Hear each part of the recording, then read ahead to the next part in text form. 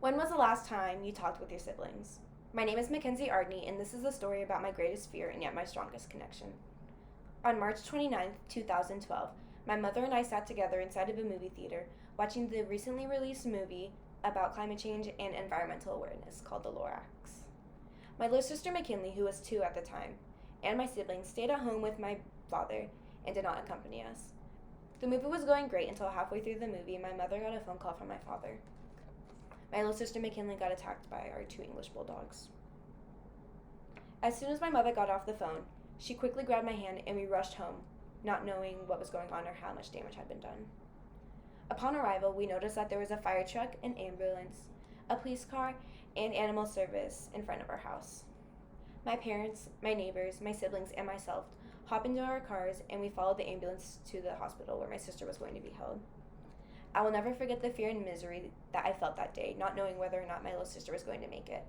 While we were at the hospital, the animal service workers went inside of our house and took our 2 dogs, and I didn't see them ever again.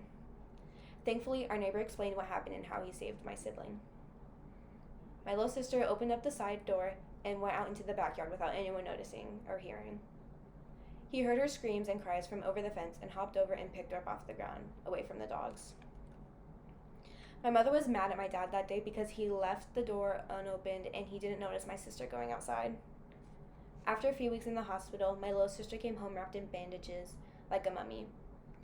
She was hurt and she couldn't move and she looked really weak and puffy all around, and it was really sad to see for myself. I remember going to school every day crying because I didn't know how she was and how she was feeling, and I missed her a lot. My grandma even came from up north and she stayed for a couple months to watch over my sister while my mom went to work. My little sister made it out alive though, with 40 stitches and a chunk of skin taken out of her cheek. A few years later, me and my sister bonded and formed a connection because we shared a room and we were together 24/7. This happened over 8 years ago when I was 10, and it has greatly impacted me. I cherish my siblings and I can't imagine a world without any one of them, and I love them all dearly. In conclusion, I hope you guys gain a new perspective and how important your siblings are, and that you should talk to them frequently and check up on them as much as you can.